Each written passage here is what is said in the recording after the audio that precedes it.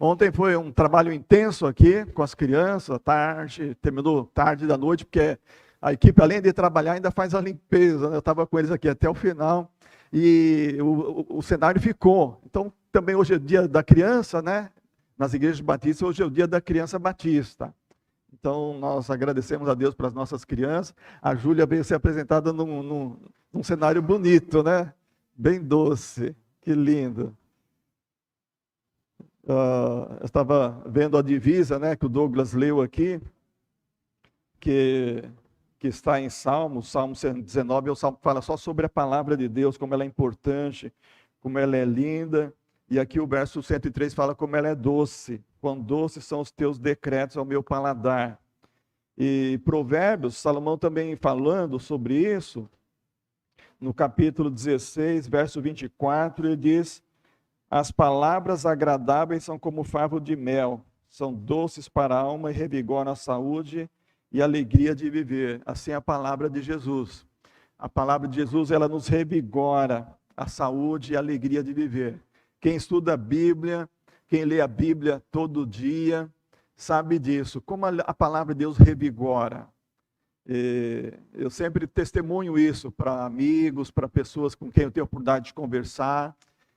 Pessoas que eu tenho a oportunidade de conversar, que estão passando um momento muito difícil na vida, né? Eu passei por momentos difíceis na vida, e uma coisa que sempre encontrei revigoramento foi na palavra do Senhor. A palavra do Senhor sempre traz revigoramento. Como diz aqui Salomão, as palavras revigoram a saúde e a alegria de viver. Quando está faltando a alegria de viver, é porque está faltando a palavra de Deus, faltando a palavra de Jesus no coração e na alma. Por isso a gente aprecia, a gente valoriza a escola bíblica dominical. Algumas igrejas se arrependeram de extinguir a escola bíblica dominical. Outras igrejas que são outros ministérios, não é? Eles têm somente cultos e celebrações, não tem escola bíblica dominical. Escola bíblica dominical é uma bênção. Eu, desde que me entendo por gente, frequento a IBF, Escola Bíblica de Férias, EBD, Escola Bíblica Dominical, todos os domingos, desde o berço, quando fui apresentado ao Senhor. E estamos estudando nessa semana a salvação, né? Deus é Salvador.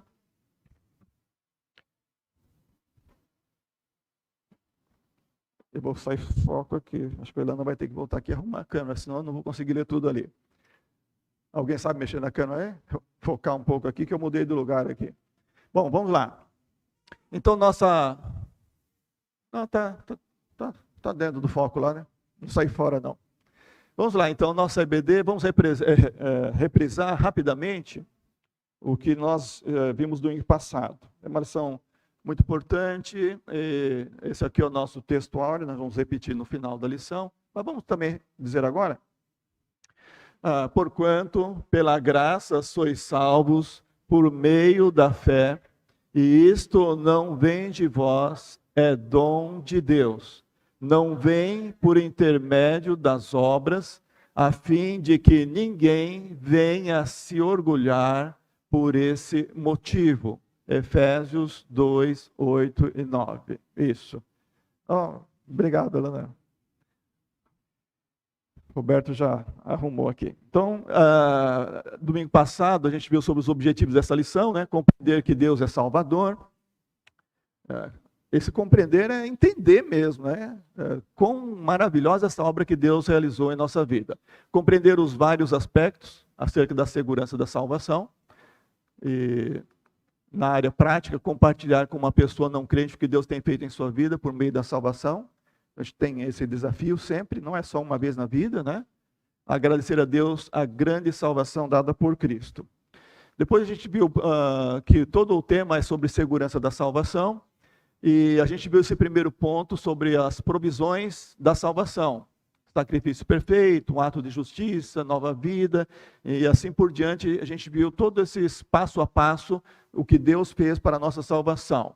Depois a gente viu também sobre a salvação, que ela nos enche de esperança. É uma o doce de novo lá, né? O tema das crianças de hoje está na lição também, né? A salvação é uma doce convicção que dirige o salvo. Nós estamos sendo dirigidos pela salvação. É algo muito real na nossa vida. Nós estamos sempre com muita confiança, com muita convicção. Depois, o ponto que a gente parou foi esse, né? A salvação de Deus nos dá segurança, e porque Deus quis, é um ato de Deus isso, é um ato divino, e as várias razões da segurança da salvação. Então, eu lembrava que tem pessoas, tem igrejas que dizem que não há segurança da salvação. Se pecar A, ou pecar B, ou pecar C, então eles falam lá, alguns tipos de pecado existem, se a pessoa pecar, perdeu a salvação. E são geralmente pecados muito comuns, a gente vê por aí acontecer.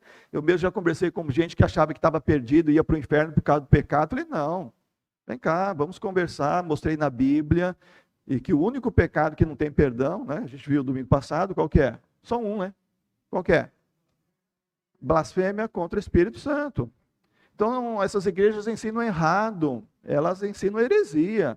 E tem gente que acha que vai para o inferno mesmo, né? Porque matou, porque roubou, porque adulterou, porque fez aqueles pecados chamados pecados capitais, né? Infelizmente. Mas então, nós temos segurança da salvação, a gente parou nesse ponto, na lição do domingo passado.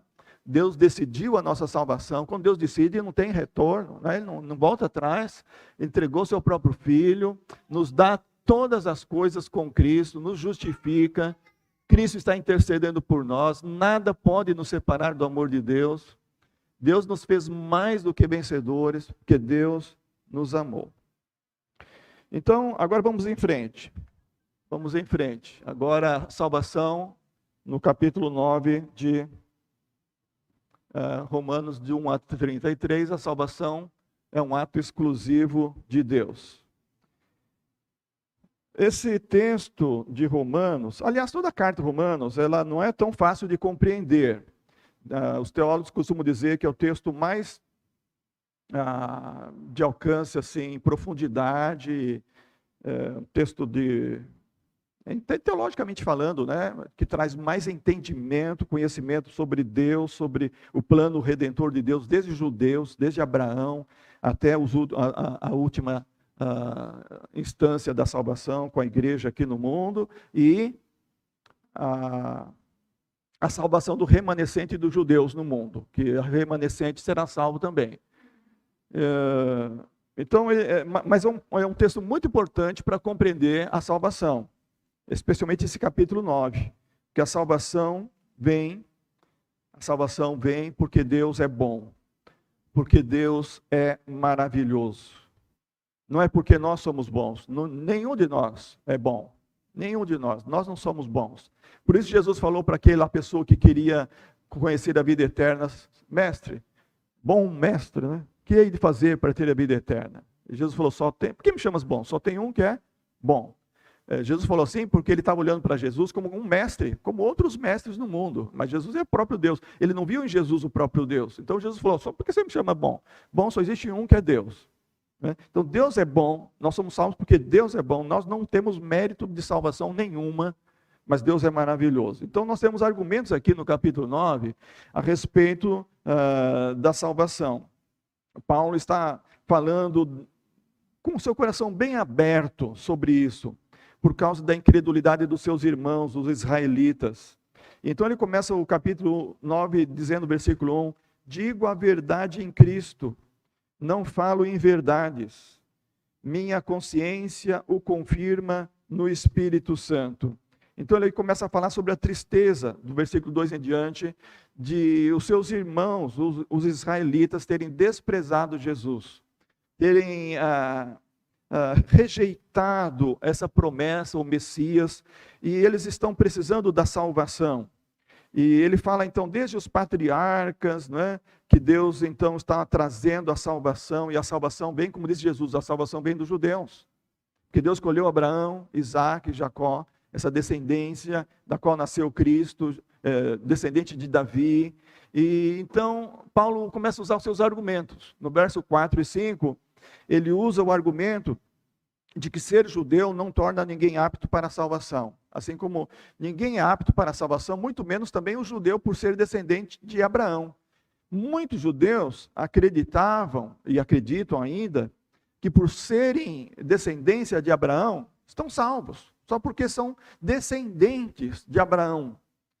Eu não sei vocês, mas eu tenho parentes na família que dizem que vão para o céu porque o vovô, que era crente, morreu, está lá e já preparou o lugar. Vocês têm parentes assim na família de vocês? Que tem um neto, ou tem um filho, minha mãe está lá já, minha mãe já preparou o lugar. Sabe que tem parente que acha que é isso, sabe? O papai, o vovô, alguém muito querido, já foi para o céu e está preparando o lugar. O judeu é mais ou menos assim, eu sou descendente de Abraão, eu vou para o céu.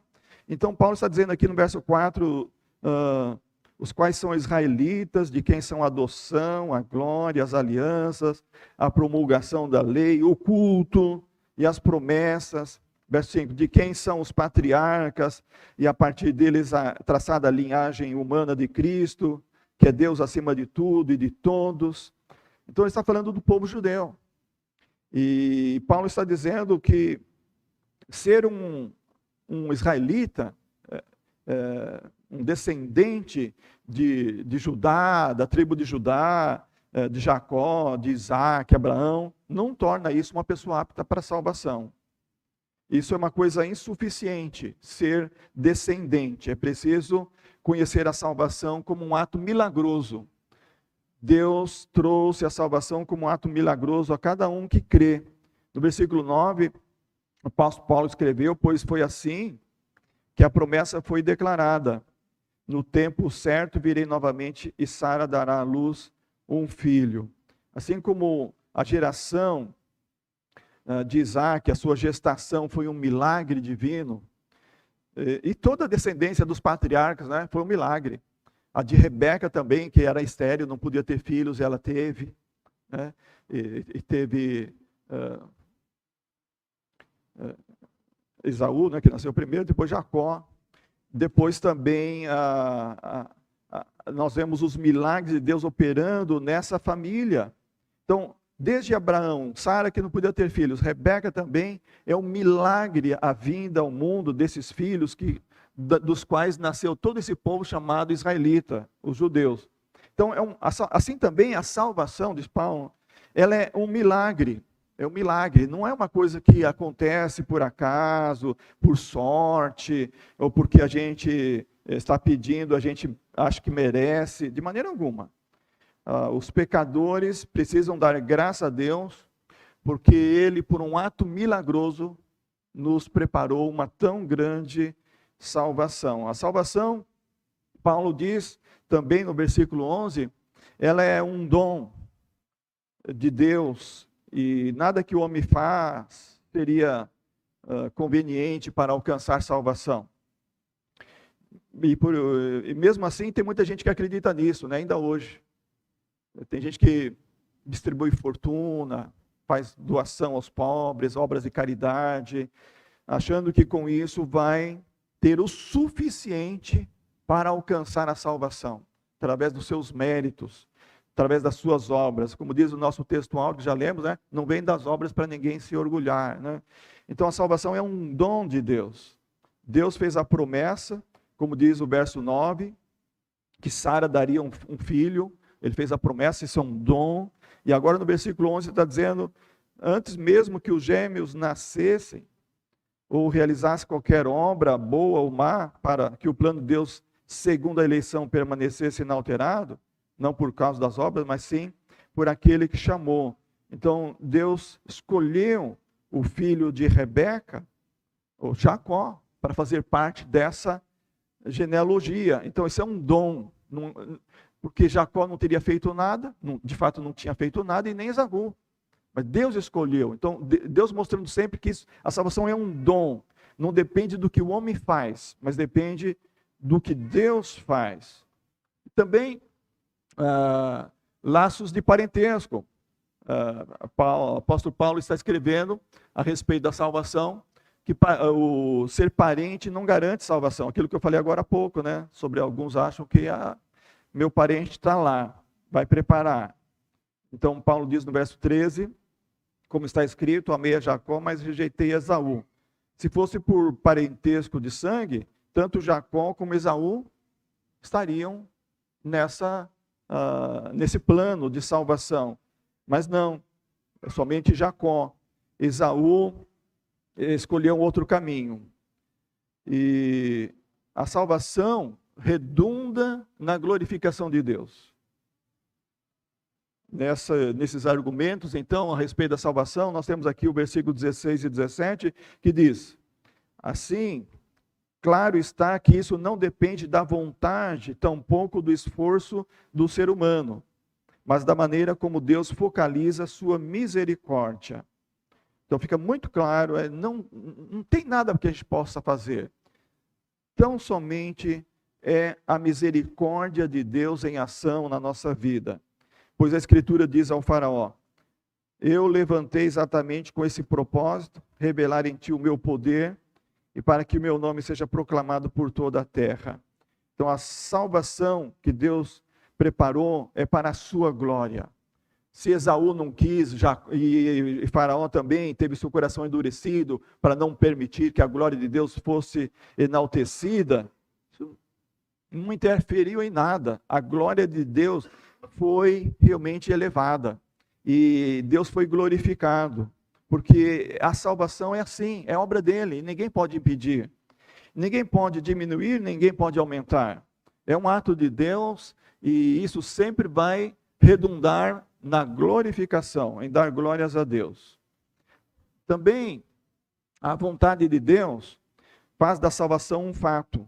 Versículo 19, o apóstolo Paulo escreveu, diz, sobre essa absoluta soberania de Deus: certamente me perguntarás, por que Deus ainda nos culpa? Pois quem pode se opor à sua vontade? Então é vontade de Deus. Ninguém pode mudar a vontade de Deus, ninguém pode interferir na vontade de Deus, ninguém tem poder de agir na vontade de Deus. A vontade de Deus é soberana, e Ele quis providenciar a nossa salvação, e isso Ele fez. É a vontade de Deus a nossa salvação. Ele nos escolheu para sermos herdeiros com Cristo, foi a vontade dEle. Merecemos? Não merecemos. Carecemos? Carecemos da glória de Deus, carecemos do seu amor. Então nós recebemos de boa vontade, porque cremos que isso é obra de Deus. Também, a salvação não cabe na razão humana. A gente está aqui lendo esses versículos de Paulo em Romanos 9, e ainda assim, parece que fica uma lacuna, fica uma coisa vaga na nossa razão, nossa mente. E isso é normal, irmãos, não acho isso estranho, porque mesmo ouvindo isso, ou lendo isso, mesmo recebendo isso, ainda assim na nossa mente, ainda falta muita coisa para entender. Não cabe dentro de nós tão finitos, pecadores, que Deus seja tão glorioso assim, tão misericordioso assim, tão maravilhoso, tão bom assim, que providenciou a salvação. Então o que Paulo explica aqui no versículo 20... todavia, quem és tu, ó homem, para questionares a Deus? Acaso aquilo que é criado pode interpelar seu Criador, dizendo, por que me fizeste assim?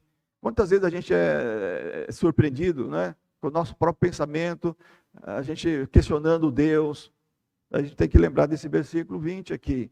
A gente não pode questionar a Deus. A gente não tem argumento, a gente não tem capacidade, a gente não tem razão para isso.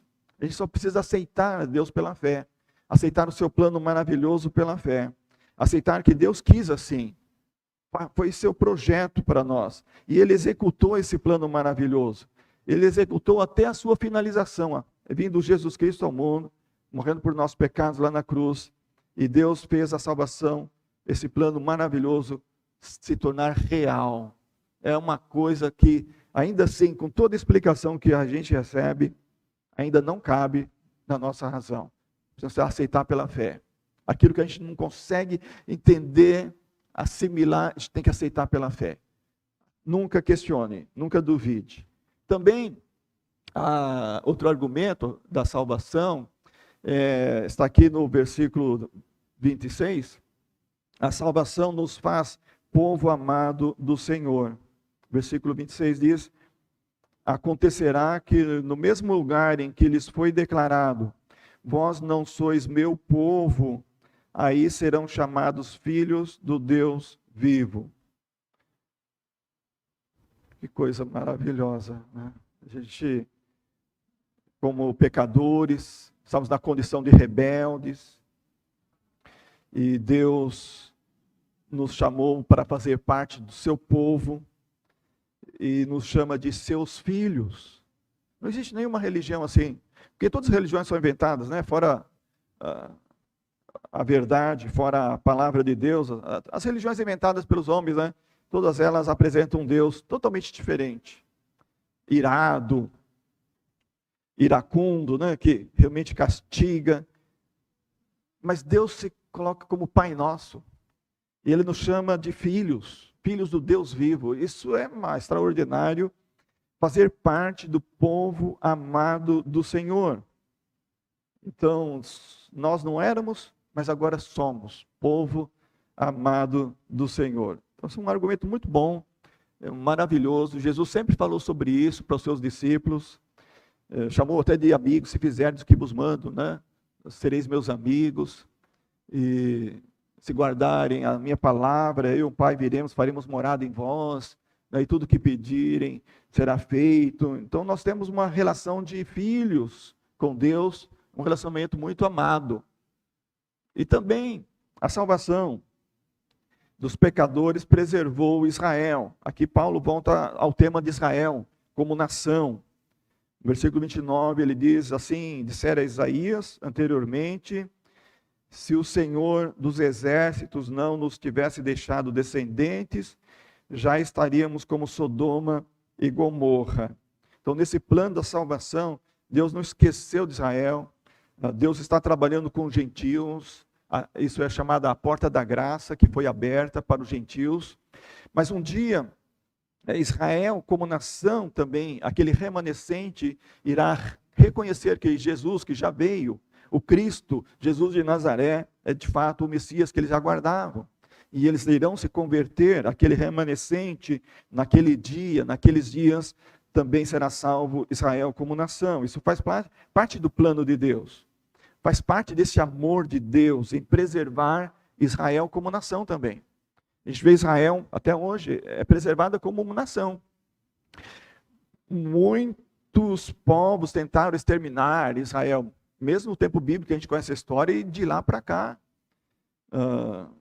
os romanos, e depois nós tivemos, mais ultimamente, os alemães, na época do nazismo, tentaram exterminar, por causa de Hitler e a sua saga, exterminar os judeus, não conseguiam, e agora os árabes cercando Israel de todos os lados, querendo destruir, tirar Israel do mapa. Então, sempre foi assim a vida de Israel, mas Deus sempre preservando.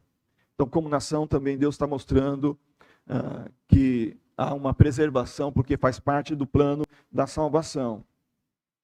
E, finalmente, a salvação é um ato de justiça pela fé. Então, onde Israel tropeçou, diz Paulo, ele tropeçou justamente na fé. Quando devia exercer fé, não exerceu. Então, está aqui no verso 30. A que conclusão chegamos? Os gentios que não procuravam justiça, a receberam. Uma justiça que vem pela fé. Então, o judeu tropeçou, mas os gentios abraçaram essa justiça pela fé. Abraçaram Jesus pela fé. Jesus é o nosso ato de justiça, como a gente viu domingo passado.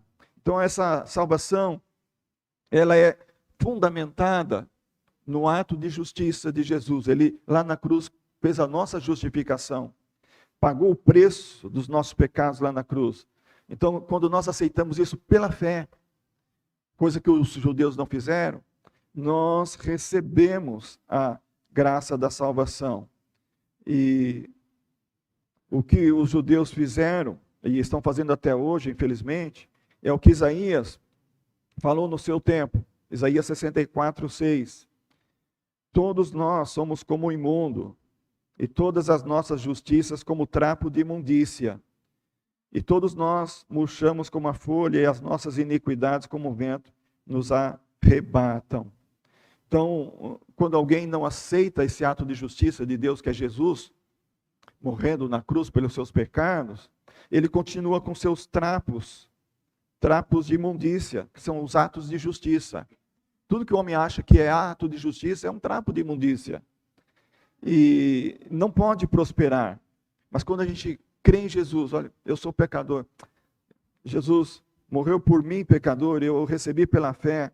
Então, nós jogamos fora os trapos de imundícia. Nós sabemos que só tem um que é justo, que é Jesus. E a sua justificação na cruz trouxe a redenção a todos nós.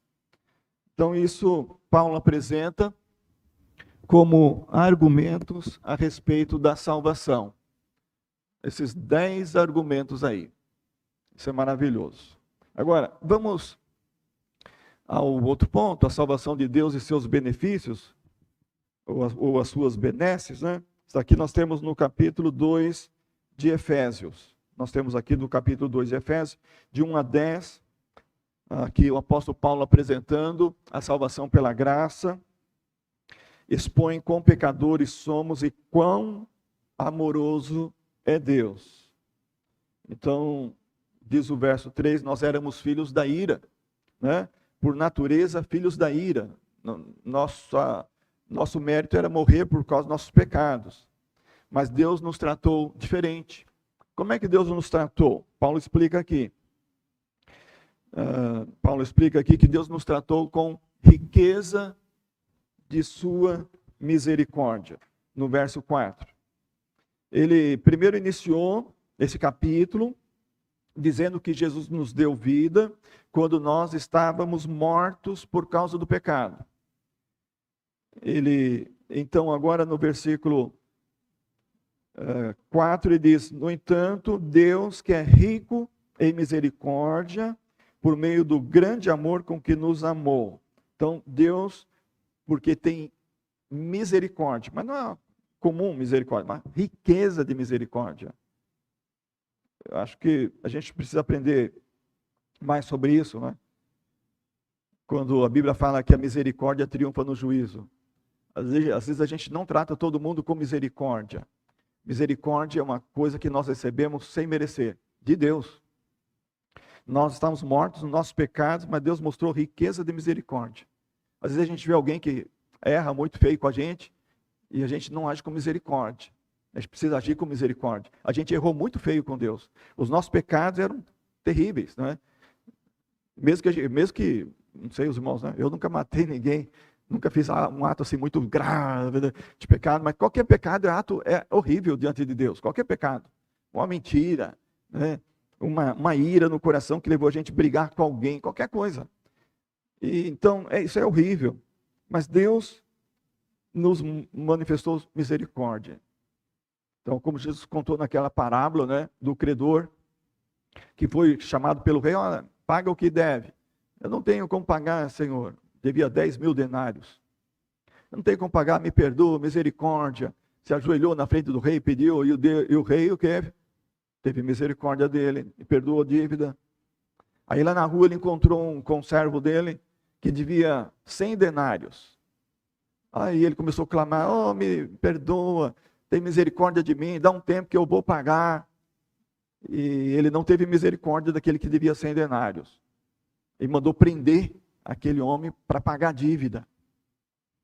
E aí Jesus conta que o rei ficou sabendo da história, foi lá, chamou ele: vem cá, eu te perdoei 10 mil denários.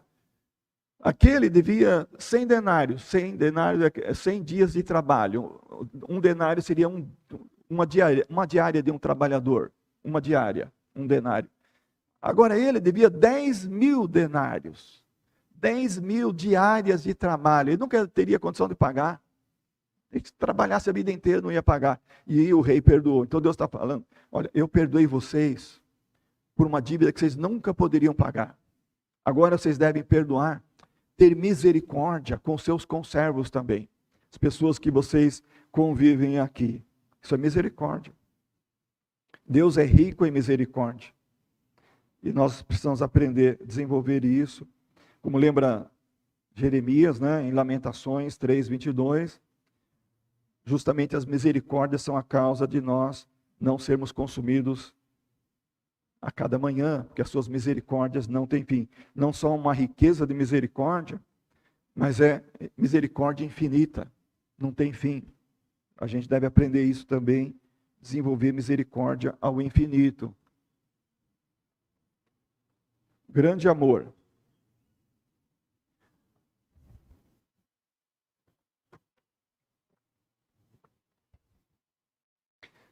Voltando aqui, fui beber água. Os irmãos que estão conosco aqui no chat, daqui a pouco a gente conversa, tá? Se alguém tiver alguma pergunta, também pode colocar no chat aí. Então, agora também nós temos que a salvação de Deus, outro benefício dessa grande salvação, é o amor. O amor. Versículo 4, Paulo escreve, estamos em Efésios 2 agora, né? Capítulo 4, versículo 4, no entanto, Deus que é rico em misericórdia, por meio do grande amor com que nos amou. Então, mais esse benefício saudável, muito útil, nós precisamos tanto de amor, não é verdade? Como é bom a gente ter alguém para amar e receber amor. Isso é muito bom. E a gente dá aquele abraço, recebe aquele abraço, né? Até a gente sente que até a pressão sanguínea equilibra, o emocional da gente equilibra. Não sei quando é que a gente vai voltar a ter os abraços aqui na hora da comunhão da igreja, né? Era tão bom, né? Os líderes aqui que estavam dirigindo, pelo menos 5 abraços, abraça 5 irmãos pelo menos, lembra? Saudade daquele tempo. Eu já estou abraçando gente por aí, né? Eu já fui vacinado, já tive Covid, já vacinei segunda vez. Estou sofrendo porque vacinei, já tinha anticorpos com a Covid, que a venceu, né? Estou abraçando as pessoas por aí, não passo mais, né? Não passo, não pego. É tão bom abraçar. Meu amigo aqui, o Zé Fernandes, né? A gente se abraça aí de boa, né? E leva uns tapinhas nas costas. É bom. Amar é bom, receber amor é muito bom a gente amar. Amor faz bem para a gente. O ser humano que não ama e não é amado, é triste, falta ali o essencial. Nós fomos criados para amar, nós fomos criados para receber amor, isso é uma coisa recíproca. Então nosso Deus, graças a Deus, né? Ele é grande em amor. E nós aprendemos isso, e a morte de Jesus é a maior demonstração disso. Paulo também lá em Romanos escreveu capítulo 5, 8. Mas Deus prova o seu amor. Então amor é uma coisa que prova, não é uma coisa que só da boca para fora, né? Amor se prova, não é só falar de amor. Então Deus prova o seu amor para conosco, em Cristo morreu por nós, sendo nós ainda pecadores. Então nós temos experimentado esse grande amor. Outro benefício é a vida com Cristo. No versículo 5, o apóstolo Paulo escreveu: deu-nos vida com Cristo, estando nós ainda mortos em nossos pecados. Portanto, pela graça sois salvos. Vida com Cristo. Não é a vida comum. Essa agora é uma vida nova. É a vida eterna. A vida com Cristo é zoe, é vida de qualidade. É aquilo que ele fala assim, vida em abundância, vida em plenitude. Essa vida com Jesus. Por isso tem muitos hinos que nós cantamos que falam sobre a vida. Que a vida com Jesus é alegre, é doce, né? Como o tema das crianças de ontem. A vida é doce com Jesus. É como disse a Fran na abertura do trabalho ontem aqui, quando eu estava na abertura, né? Não é porque nós não temos aflição. Nós temos aflição, nós temos problemas, temos dor. Mas com Jesus a vida é doce. Né? A vida com Jesus é preciosa, é maravilhosa. A gente consegue enfrentar os momentos de dificuldade, de luta, porque Ele está conosco. Ele é vida. Ele é vida que venceu morte. Ele venceu a sepultura, ao terceiro dia ressuscitou. Ele é a água da vida, Ele sacia a nossa necessidade da alma, do espírito. Ele está conosco para alimentar cada dia. Ele disse, eu vim para que tenham vida, vida em abundância, vida em plenitude. João 10, 10. Outro benefício é que agora nós estamos em lugares celestiais. Versículo 6. Deus nos ressuscitou com Cristo e com Ele nos entronizou nos lugares celestiais em Cristo Jesus. Uma coisa maravilhosa é entender isso. Antes nós vivíamos, como diz Paulo no início desse capítulo, segundo o curso deste sistema mundial, segundo o curso do príncipe deste mundo, segundo todo mundo vive neste mundo. É uma vida terrena, plana, rasteira. As pessoas não percebem, mas as pessoas sem Jesus estão vivendo uma vida rasteira, baixa, nível muito baixo. Por isso elas não amam, não são amadas como deveriam, com amor ágape, amor de Deus. Por isso elas não têm alegria, não vê que a vida é doce, que a vida é maravilhosa, porque não tem o amor de Deus e as misericórdias na sua vida. Então, quando nós temos Jesus Cristo, agora nós experimentamos as delícias das regiões celestiais. Nós não estamos mais rastejando neste mundo, não estamos andando baixo aqui, agora como águias, e a Bíblia fala muito isso, especialmente no Velho Testamento, que nós vamos voando como águias às alturas. A águia é uma espécie de ave que habita as alturas, as montanhas mais altas. Ela tem capacidade de sobreviver onde tem pouco ar. O corvo, quando sobe nas suas costas para ficar bicando, chamando para briga. Já pensou um corvo brigar com uma águia? O corvo tem a capacidade de montar no lombo da águia e ficar bicando ela. A águia, o que faz? Ela não faz nada com o corvo, ela começa a voar mais alto, mais alto, mais alto, mais alto. Chega uma altura que o corvo não tem ar, não consegue respirar e ele cai desmaiado. É assim que ela se livra do corvo. É assim que a gente tem que se livrar das pessoas que são baixas. As pessoas são rasteiras deste mundo que não tem Jesus. A gente tem que voar alto, não tem que brigar com elas. Tem que brigar, a gente tem que voar, entrar em oração e voar e aproximar de Deus. E quanto mais alto, mais próximo de Deus, as pessoas mais rasteiras, elas vão cair por si próprias. A gente não tem que brigar com elas. A gente não tem que ofender ninguém, não tem que mandar ninguém embora. Simplesmente voa mais alto e aproxima de Deus e desses lugares celestiais que o versículo 6 fala. Ele nos entronizou nos lugares celestiais em Cristo Jesus.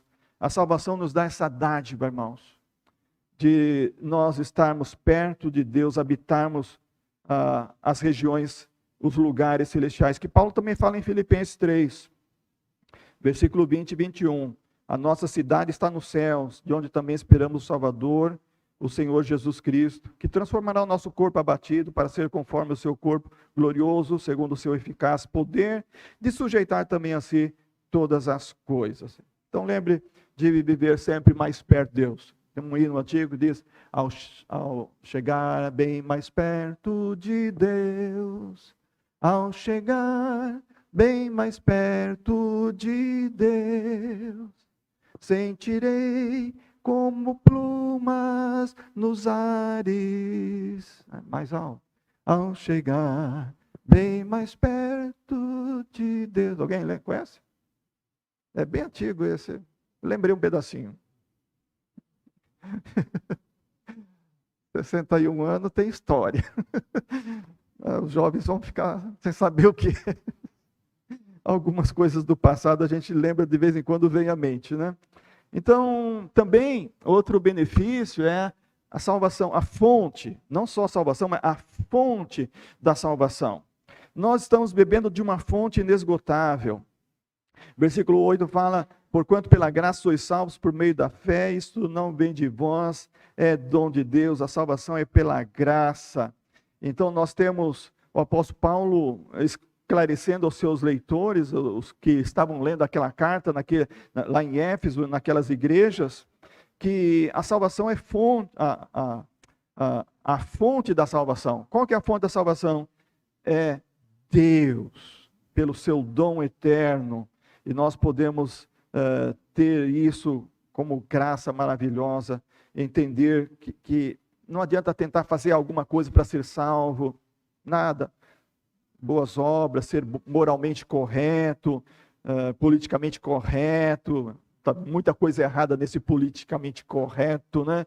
Tem muita coisa errada no que os homens tentam fazer para se sentirem justos, corretos. A única coisa que o homem precisa fazer é confiar na graça da salvação. Diz o verso 10 de Efésios 2, somos criação de Deus, realizada em Cristo Jesus, é obra de Deus isso, né?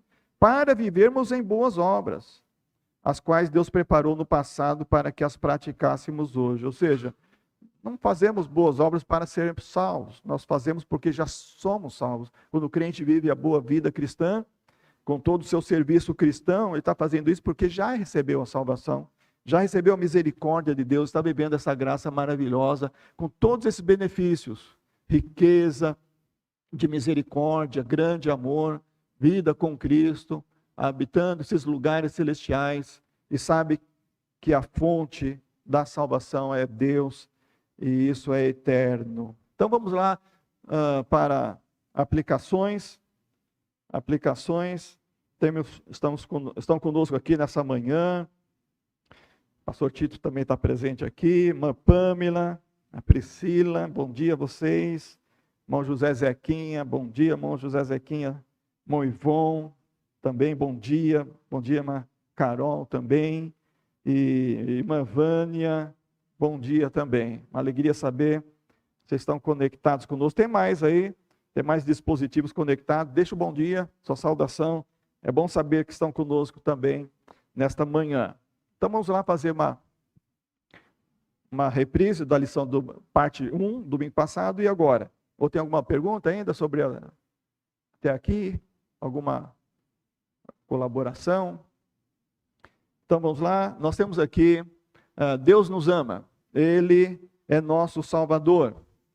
A salvação é um ato exclusivo de Deus e eternamente segura. Foi Deus quem decidiu por nós, entregando o seu Filho em nosso lugar. Deus providenciou um sacrifício perfeito, pela sua graça e misericórdia, assim nos justificou. A nova vida produz vida plena e paz eterna. Só o crente tem isso, né? Isso é maravilhoso. A salvação nos enche de esperança e confiança de que Deus irá completar em nós a glória do porvir. Ainda muito a receber, há muito a conhecer ainda.